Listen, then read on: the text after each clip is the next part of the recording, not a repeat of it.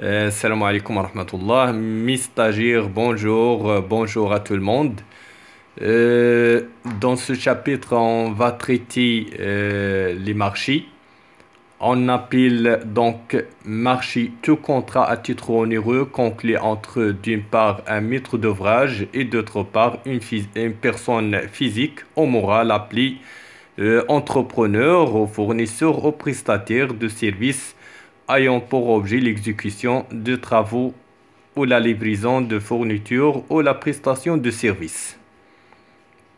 Donc, un marché à titre onéreux, c'est-à-dire ou bien un contrat fait à titre onéreux, c'est-à-dire un contrat dans lequel la valeur de la prestation que doit exécuter une partie est représentée par la valeur de la prestation que l'autre doit fournir.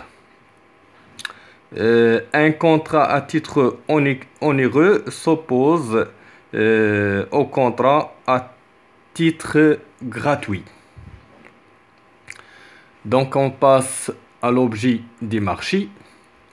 Les prestations qui font l'objet des marchés doivent répondre exclusivement à la nature et l'étendue du besoin à satisfaire. C'est-à-dire que les prestations représentées par l'entrepreneur doivent satisfaire les besoins de maître d'ouvrage. La question des prestations, ce qui doit être fourni ou accompli, ou bien l'action de fournir un service contre paiement. Le maître d'ouvrage est tenu, avant tout appel à la concurrence ou toute négociation, de déterminer aussi exactement que possible les spécifications, notamment techniques, et la consistance des prestations qui doivent être définies par référence à des normes marocaines homologuées ou à défaut à des normes internationales. Donc, comme vous savez, il y a des normes qui caractérisent les ouvrages à construire. Ces normes sont décrites déjà dans soit CCATP, cahier des clauses administratives des travaux publics, ou DGAM, Devis général d'architecture marocain, qui sont déjà décrits depuis 1952. Alors, chaque cahier de charge, chaque marché doit être décrit conformément aux ces normes. Dans tous les cas, les spécifications techniques ne doivent pas mentionner de marque commerciale, appellation brevet, conception, type, origine au producteur particulier, au moins qu'il n'y ait aucun autre moyen suffisamment précis et intelligible de décrire les caractéristiques des travaux, des fournitures ou des services requis, et à condition que l'appellation utilisée soit suivie des termes ou son équivalent. Donc, pour assurer une concurrence équitable entre les entrepreneurs, le maître d'ouvrage doit établir d'avance un marché avec les mêmes quantités, avec les mêmes caractéristiques techniques, avec les mêmes conditions d'exécution. On passe à la forme des marchés.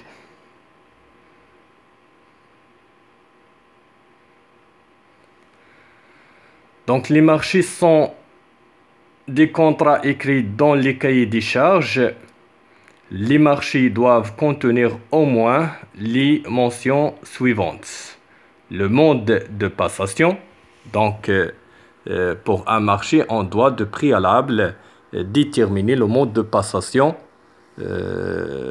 soit par appel d'offres ou un autre mode de passation. Aussi, la référence expresse aux alinéas, paragraphes et articles des présents décrets en vertu duquel le marché est passé. Donc, on détermine la base ou bien la source ou bien le cadre juridique qui encadre le marché. L'indication des parties contractantes, les noms et qualités des signataires agissant au nom du maître d'ouvrage et du co-contractant. Donc, on indique au marché ou bien on donne les indications des parties contractantes, le maître d'ouvrage et l'entrepreneur. L'objet avec l'indication de la ou des préfectures aux provinces du lieu d'exécution des prestations. Alors, on détermine aussi pour un marché, ou bien on mentionne pour un marché quelques indications qui déterminent le lieu. La province par exemple, ou bien la préfecture d'Agadir par exemple, la préfecture Inzigan, ça dépend le lieu où on va exécuter le marché. L'énumération par ordre de priorité des pièces incorporées au marché. Donc on doit énumérer toutes les pièces incorporées au marché, par exemple le jupe de plan, le cahier de charge, le plan de masse par exemple, le cahier technique, ainsi de suite. Il y a plusieurs documents incorporés au marché. Le prix se réserve des dispositions concernant les marchés à prix provisoire ou les modalités de détermination du prix pour les prestations rémunérées sur la base de dépenses contrôlées. Donc, on doit mentionner le prix de marché dans un bordereau de prix si le marché a prix unitaire. Ou bien un marché, si le marché a prix forfaitaire, on détermine le prix global de marché. Sinon, ou bien si le marché a prix contrôlé sur dépenses contrôlées, on détermine la façon ou bien la méthode ou bien la base de calcul pour assurer le règlement des dépenses. Le délai d'exécution ou la date d'achèvement du marché. Donc, il est imposé de déterminer la durée nécessaire à l'exécution de projet. Bien sûr, cette durée doit être respectée par l'entrepreneur. Et les conditions de réception et éventuellement de livraison des prestations. Alors, on détermine les différentes conditions de réception. Par exemple, pour le béton, on détermine les types des essais nécessaires à assurer la qualité de béton, par exemple, comme l'essai d'affichement, l'heure de coulage de béton ou l'essai de consistance après la prise de béton, par exemple. Les conditions de règlement conformément à la réglementation en vigueur. Alors, on doit déterminer aussi ou bien mentionner les conditions de règlement, les conditions de paiement, de la façon de régler les acomptes, soit mensuels, soit d'une façon périodique, par exemple, au trimestriel. Il y a plusieurs façons de régler les acomptes. Les clauses de nantissement. Alors, pour garantir les travaux réalisés, ou bien pour garantir ou assurer la qualité des travaux, on doit établir des clauses de nantissement, c'est-à-dire de garantie ou d'assurance. Aussi,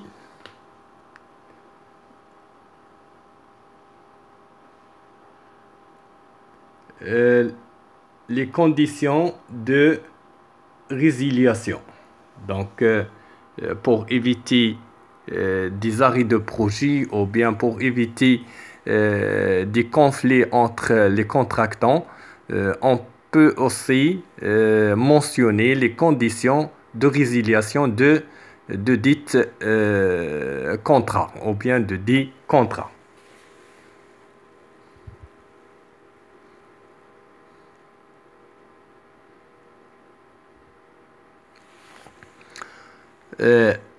Et enfin, on doit mentionner l'approbation du marché par l'autorité compétente, c'est-à-dire on doit mentionner les autorités ou bien les responsables qui va aviser le projet, qui va aviser les travaux, qui va faire la réception des travaux, qui va faire